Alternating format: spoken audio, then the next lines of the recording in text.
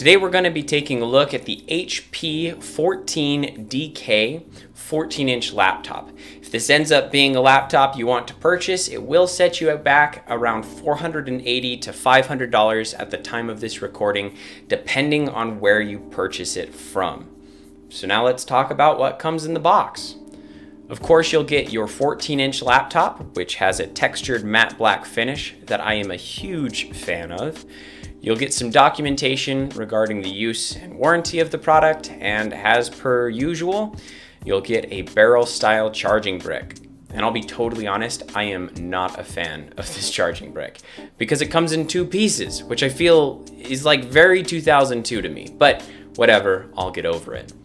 Taking a look at the I/O, on one side you'll get a headphone microphone jack, two USB-A 2.0 ports, a full-size HDMI port, an RJ45 Ethernet port, thank you HP, and a barrel jack for your charger. Flipping it over to the other side, you'll get a Kensington lock, if you're into that kind of thing, a USB-C port, and a full-size SD card reader. That's pretty impressive if you ask me, especially given the sub $500 price point on this thing.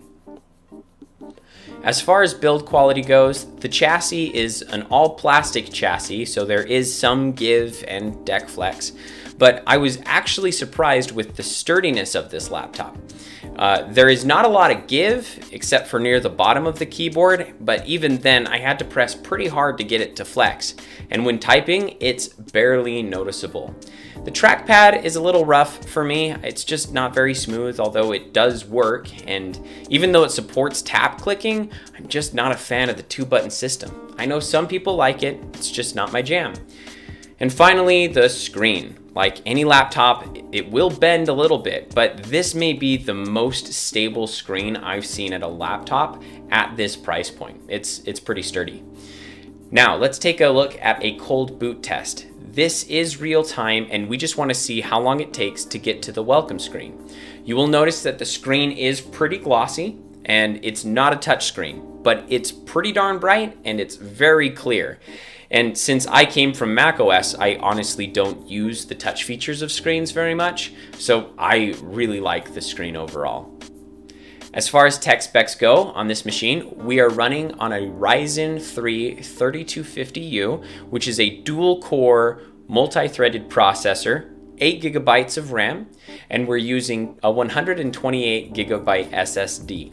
But of course, because we're running Windows 10, it's a massive operating system, and we're only left with around 85 gigs of that to actually use. After a system update, opening up YouTube was pretty snappy, so I thought I'd take a look at some 4K footage and see how the system handled that. After some buffering, the video started to play, but it really struggled with 4K. Now, granted, I am using some processing power to record this, so your mileage may vary for sure. But for me, it seemed like it handled 1080p just fine, and 4K was not its cup of tea. I also thought I'd take a look at some WebGL testing with the aquarium that ETA Prime likes to use so often. As you can tell, at 500 or 1,000 fish, the computer was handling everything just fine. But once we got to 5,000 or even 10,000 fish, we really started to see our performance dip. And of course, it really struggled to handle 20,000 fish. I'd like to interject at this point in the video with some ASMR for your enjoyment. I would also like to remind you that now would be an excellent time to hit the like button and subscribe for the YouTube algorithm. As a small growing channel, it really helps out a lot, and I thank you in advance. Now, because it's me, we are going to take a look at some Geekbench scores. Not because I think you should make your purchasing decisions based on synthetic benchmarks, but because I think it's really useful to see how your processor stacks up against other processors on the market, and Geekbench is a pretty effective way of doing that in my opinion. The HP 14DK gets a single core score of 668 in total, which, to put it into perspective for you, comes in at around the same score as a second generation Xeon chip or a third generation i7. Those are 8 and 7 generations old respectively, but still pretty good chips. For multi-core performance, we ended up with a score of 1474, which comes in just above a 5th generation dual-core i5. Nothing to be boasting about, but that's still pretty decent performance, especially in combination with the price and build quality of this machine. So I thought to myself, look, if we're getting that kind of performance out of this thing, why not try gaming?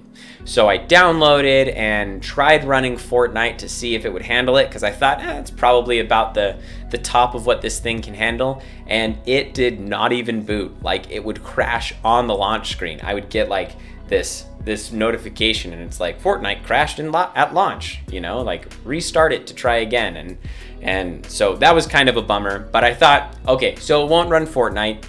Let's try the next best thing. Let's look at emulation, and specifically GameCube.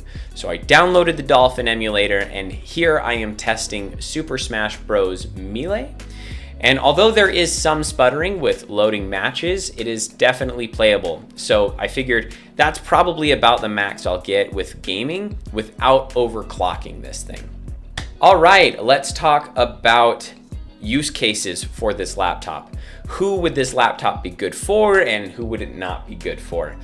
This laptop, I would have loved to have this in college. I think it's very good at handling most basic tasks, and it's gonna do word processing and internet surfing and research and wasting time on Facebook and YouTube and other social media platforms. It's gonna handle that just fine for your average college student, right? I didn't get a chance to test out Zoom, so if you're online, this dual core processor might struggle a little bit with Zoom, but I think it should be okay. I would just be a little bit wary of that if you're purchasing this for school.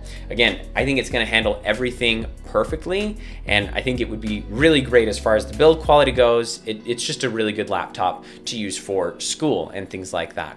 I also think it would be pretty good as like a family media laptop. I mean, obviously with a 128 gigabyte SSD, you're not going to be storing massive amounts of files on this thing. But if your kids wanted to do just, streaming Disney Plus or Hulu or whatever, and you wanted to do some light photo or video editing, I think this could handle that really, really well. So I think it makes a lot of sense as a family media PC, again, because it's right around that $500 price point. It's not too expensive.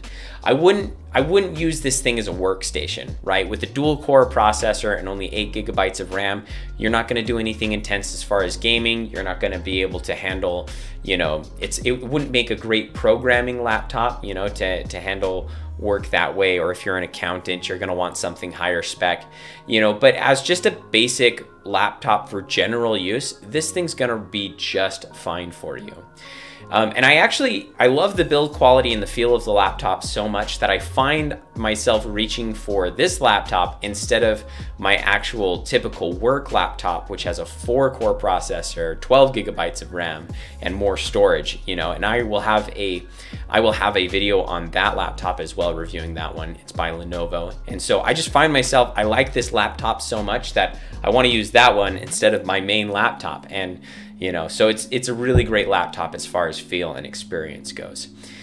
And that's it for today's video. If you enjoyed what you saw here, be sure to give it a thumbs up and subscribe, because we will have more laptop reviews coming out in the future. And if you have any questions about this laptop or something you'd like to see in future videos, be sure to let me know in the comments below. Thank you so much for watching, and until next time, we'll see you later.